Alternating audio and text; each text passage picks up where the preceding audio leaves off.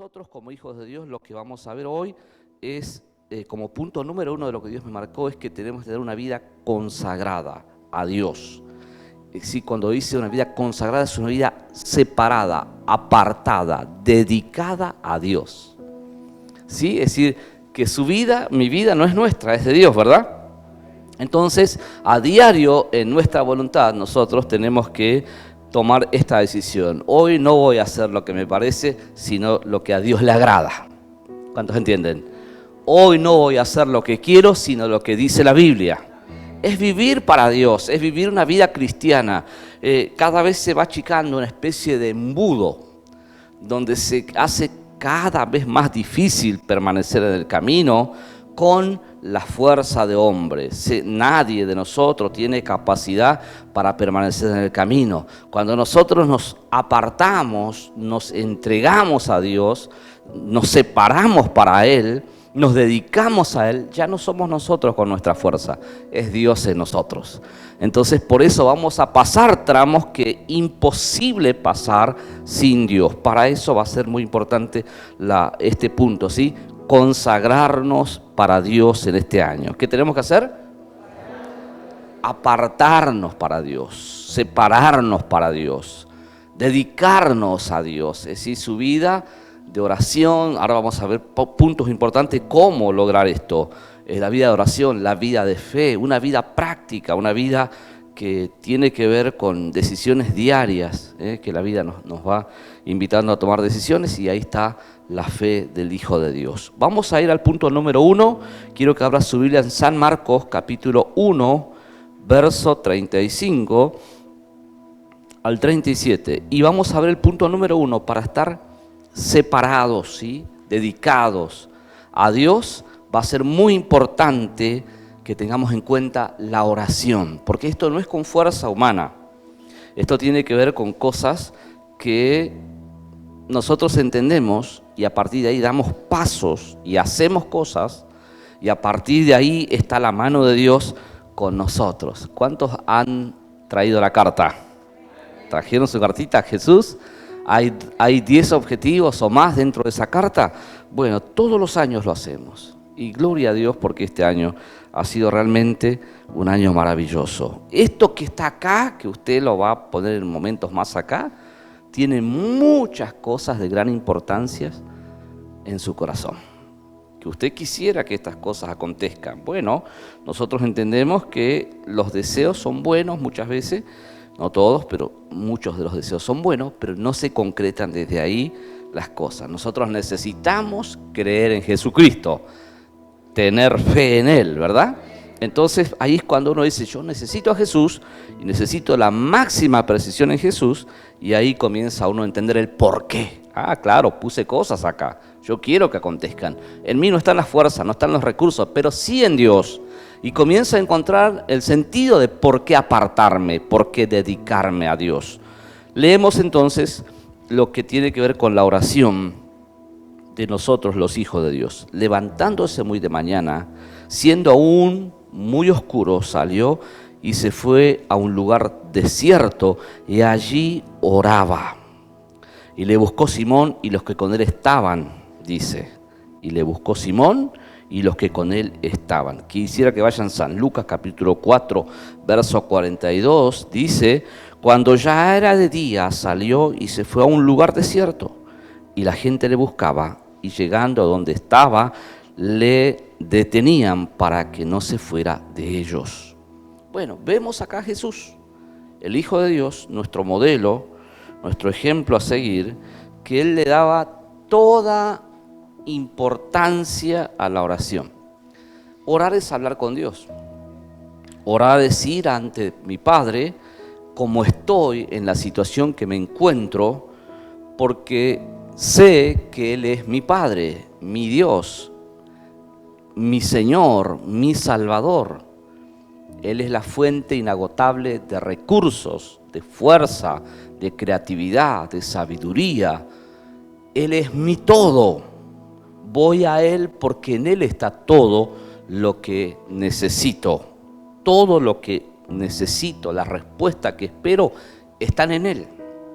Cuando enumero estas cosas, ahí comienzo a entender la importancia de orar. Si no vamos a la oración, no podemos volcar, derramar lo que se nos queda incrustado dentro de nosotros.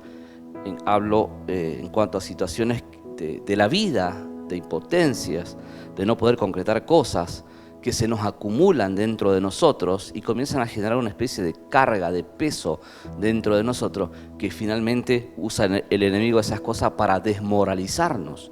Si no entendemos la importancia de orar, que es hablar con Dios, hablar, no es palabrerío, hablarle desde mi corazón,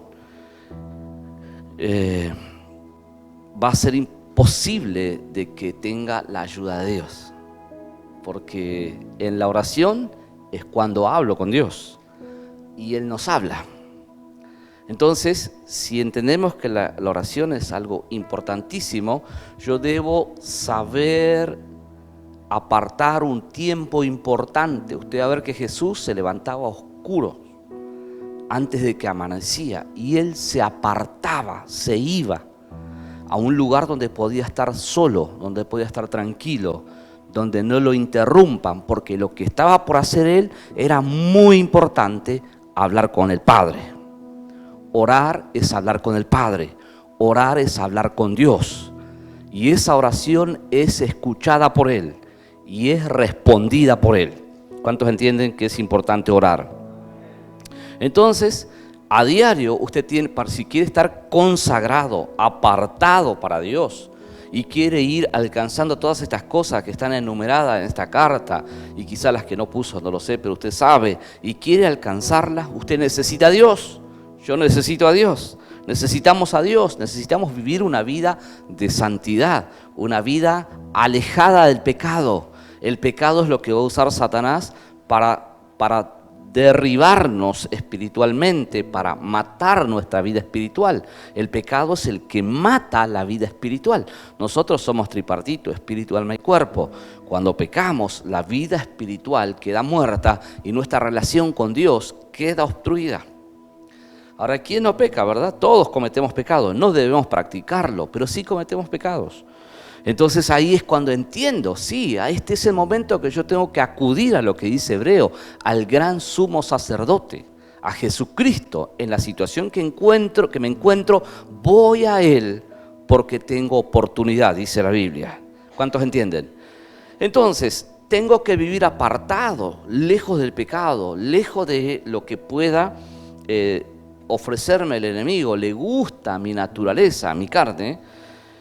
Debo mantenerme, y para mantenerme tengo que orar, tengo que pedir ayuda a papá, tengo que hablar todas las cosas que entiendo que son necesarias, porque solo Él me puede ayudar. Entonces ahí es donde digo, tengo este tiempo que hacérmelo porque tengo que orar. Tengo que ir a un determinado lugar de mi casa donde voy a estar tranquilo, donde nadie me va a interrumpir, porque lo que tengo que hacer es importante. Hermano, en la oración ocurren cosas que nosotros no sabemos en primera instancia. Lo que hacemos nosotros es ir al Padre en la presencia de Dios en la oración, pero ahí ocurren cosas impresionantes. Ahí viene nuestro Señor a tratar con esas cosas que quieren abatir nuestra fe, las que quieren hacernos que nos quedemos, las que nos generan pesos, los que nos generan carga. En el tiempo de la oración vendrá el Señor a enseñarte los misterios que otro no lo puede hacer. ¿Cuántos entienden? Entonces, esa parte es suya, es mía. Orar, porque si quiero consagrarme, no es que no quiero, diría alguien, a mí me pueden muchas cosas. Soy débil, diría cada uno de nosotros, porque somos débiles. Ese no sería un problema para un hijo de Dios, porque la Biblia dice que el poder de Dios se hace fuerte en nuestra debilidad. ¿Y cómo logro esto? En la oración, donde voy a Dios y le digo, Padre, esta es mi debilidad. Siempre que quiero hacer algo, me encuentro que yo mismo estoy entorpeciendo esto. No puedo con esta área de mi vida, Señor.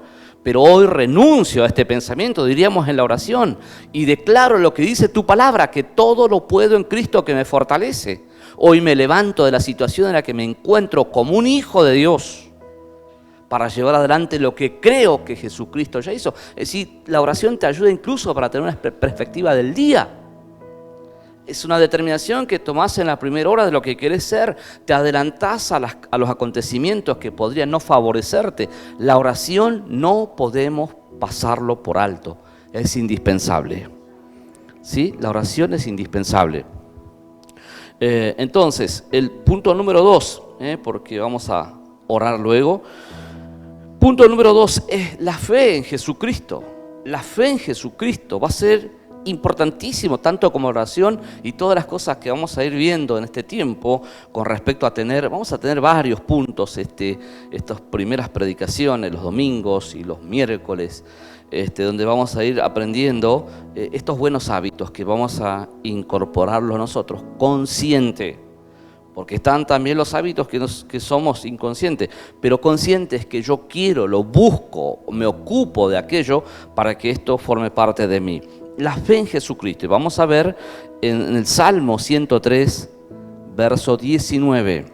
Salmo 103, verso 19. Dice, Jehová estableció en los cielos su trono y su reino domina sobre todos.